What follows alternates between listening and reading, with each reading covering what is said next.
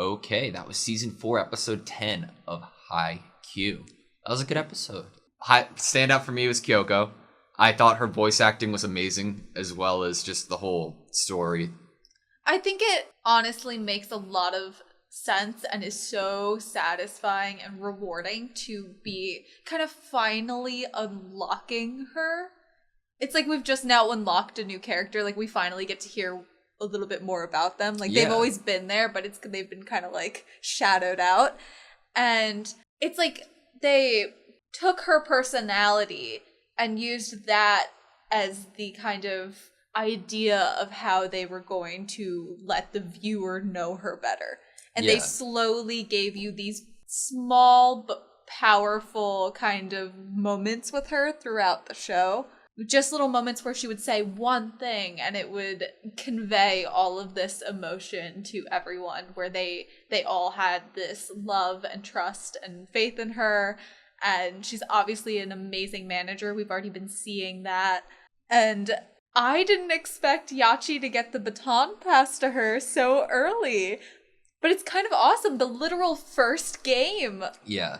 It makes sense. I'm glad that we had last episode between Kyoko and Yachi too. It like set it up perfectly for this to hit more, in my opinion. It's like she thought of this time period as being that. Yeah. It makes me just like think back to like when Yachi was recruited and like how that all played out, and it makes me appreciate it a little bit more.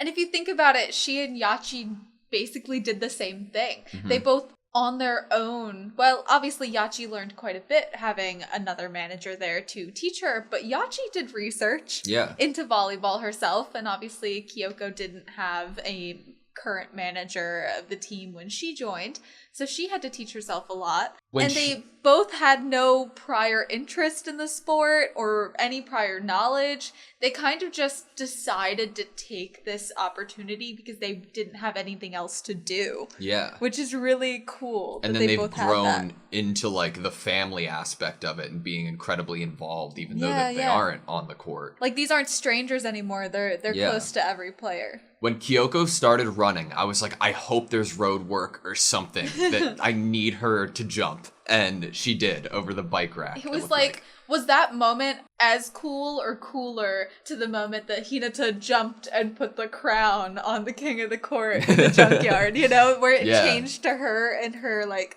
running uniform? It was so cool. I could see like a whole, I'm sure there are like an OVA. There are track animes, but like I thought it was so well done. I would be surprised if there weren't track and field and like an anime with that kind of sport in mind. We had so many different shots once we got onto the court of like the whole scene changing into like a grid like digi-destined like so cool. Shot. It looked really cool. It almost reminded me of like the net itself just like overlapping and becoming like a 3-dimensional like space. It was a very great visual representation of spatial awareness.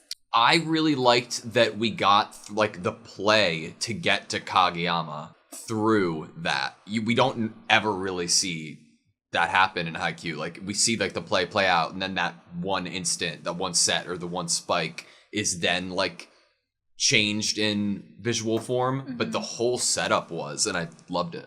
And it's just to have that all start with him kind of having to ask the rest of the players to be patient and let him get accustomed, and them all trusting that he would unlock the court basically and understand it better and be able to sync up with everyone. I didn't even think about the fact that all of this would honestly be the hardest for him to overcome this new court. It makes sense to me. Like if I'm thinking about like any sport that I've played, like if I'm on like a singular field, right? Like that is like well defined, like an indoor soccer field or something, and you know where the walls are, you know where everything is. But if you multiply that by 5 in one room and there's not the definition isn't as clear, the whole like game changes. I'm glad that we're kind of synced in. We're down a little bit, but that's fine. We can come back. Do you like this team so far, Tsubaki Hara? I haven't gotten a feel on how much I like them. They seem like a bunch of kind of gung-ho guys. Like, they're excited to be playing. I haven't seen any of them kind of show me, like, a major serious drive to win yet, but I'm sure that's just because the game just started. Yeah.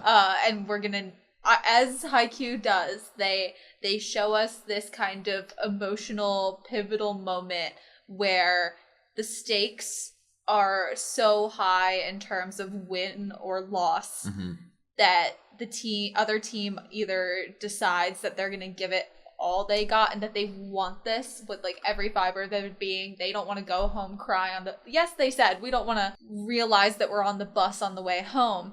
And I feel that, but I feel like we're probably going to see an emotional kind of break of reminder of that in the game. This show does a really good job of making you empathize with each and every team because they all have their own story. I mean, they're all just like, it's not like anyone's a villain. Yeah. Like, you're watching a anime about a sport with a bunch of high school students. No one is truly an evil antagonist or villain. They are all just kids who like to play volleyball, and these are their teams, and they just happen to be on the rival team. Like, it's interesting that way, because obviously we can feel for them more when they walk off the court crying because they lost. I actually really like their uniforms. Typically I'm not into like color block or like the way that they're splitting up the colors in their jersey, but I really like it. I like it with the liberos. Exactly. Yeah. And I'm wondering if we are going to get that emotional like flashback through the form of the headband. Like, I wonder if the headband symbolizes something. I wonder if it's like mandatory uniform now, or if it's like, no, this is going to be like us. No, maybe like it's just like a team thing that one of them did it. It could be like one of those things where we get a flashback to that last Nationals game that they had played where they were all on the bus, and maybe it was a senior player who wore that headband, you know? Does I don't want to call him necessarily the main character of this team, but he's the one that we mainly are in the perspective of, and he has the black hair. Isn't he kind of drawn just like he's supposed to be the protag of an anime? Yes, but also number 2, because we had some like good lines from him being like, well, aren't you glad that we're not playing Shiro Torizawa? Yeah. And I was like, holy dude, that's such an important thing to have in a group dynamic in a competitive like field or match, whatever sport, whatever game you're playing, to have somebody who can reword a situation, any situation, to make it seem like it's an optimistic, positive thing. Yeah, it's so important. It also brings in the fact that every team has a different defense and a different attack. Yeah. And they work differently against other teams. Like, obviously, they didn't want to go against Ushijima. I don't know what their kind of, like, play is yet. Yeah. But maybe they think that their play style would work better against Kurasuno. But he did say, as he was walking away, he was like, well, we can't underestimate them because they did beat Shiro Torizawa. And I'm like, yeah. And each team here has beaten a powerhouse school. Yeah, a powerhouse school. And, like, it is kind of crazy true, and just, like, it puts the, like, I guess, how big this event is into perspective when you're thinking that just like that, whichever team loses, they're gone. They're not going to be in the rest of the tournament. They're just gone. It's cool because all of these teams also really deserve to be there. Yeah. I mean, they all had to be really, really stiff competition to get into this tournament. I really like that we have commentators. I wonder if they have studied, like, each team to really understand the pros and cons of each player. I mean, they probably need to at least know the names of the players, right? Yeah, but he said you can definitely tell that Karasuno is playing a bit stiff. I wonder if that's, like... Because he's seen other games by them? Yeah, you know? Did you get worried for a second that there wasn't a cheering section for Karasuno when we were being shown the other schools? Nah. I was like, oh no! But then I remembered that Kochukai said that they were coming. They were on their way. Yeah, that's going to be a moment when they arrive. Yamaguchi, I'm so glad that he did well, and I'm glad that we got a little flashback, like, to his training. And the whole focus, like, point is such a cool idea. I think reset it would point. be beneficial to use tactics like that for anything, even like if you're taking a test, anything to kind of ground yourself in reality. Yeah. Calm down, focus. Like zeroes you out. Reset. Yeah. Yeah. I like that Yamaguchi's still being trained. Yeah. I didn't realize that was still continuing. But it makes me happy to know that it is, because obviously he is now being met with more internal competition. My biggest question walking away from this episode was if Hinata wears socks with his shoes or not, because he was barefoot in that court before he got his shoes. Oh my god. And we didn't see him put them on. You would have horrible sores, right? If you didn't wear socks. Hey man, to each their own. Maybe it makes him feel more like rooted to the earth or something. I think he's wearing socks. Maybe. They probably have to wear socks. Like, it's probably a rule. Maybe. I mean, like, at least for soccer, they always checked your socks and your shin guards. Well, and all because that of the a shin game. guards, right? Like, a lot of people like to wear shin guards without socks. Yeah? Yeah, that's why they always checked. Because during practice, people never wanted to wear socks. Really? We have different soccer Well, memories. people just didn't wear shin guards in my experience. Oh. In my experience, you'd find like the most toddler child size shin guard so that you have like the least amount there, like, because it feels better. Yeah. Okay. Less bulky. They are very bulky. It's kind of like armor. Like my shin guards, like even though like my legs are long, were like this tiny.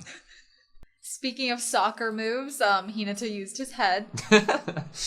We both thought that he was going to come at it with the other hand swinging up. But, you know, he has creative ways to make things happen. I really thought that Yamaguchi's trainer, the name's escaping me, was going to have brought a Shimada Mart bag with him and like hold it up in the crowd. And hung it up or something? Yeah. Oh, that might have been better than an exit sign. That would have been really funny, I thought.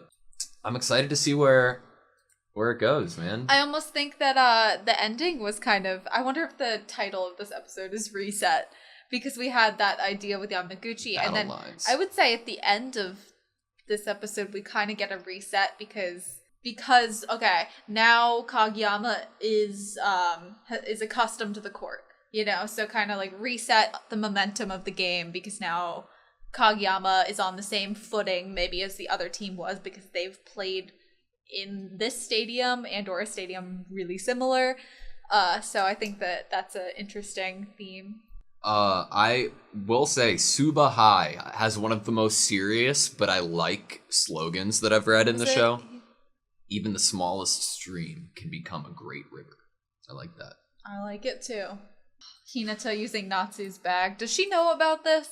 Did she approve the taking of her bag? Probably not. I almost expected to see like a quick like cutaway to Natsu like running around looking for her bag.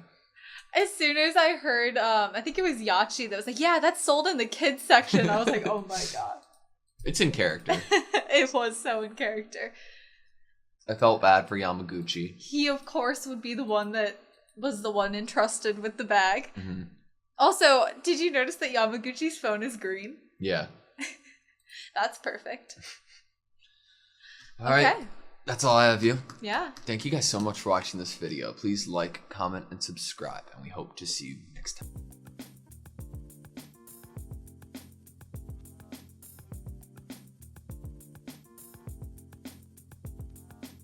If it's like mandatory uniform now, if it's like mandatory uniform now.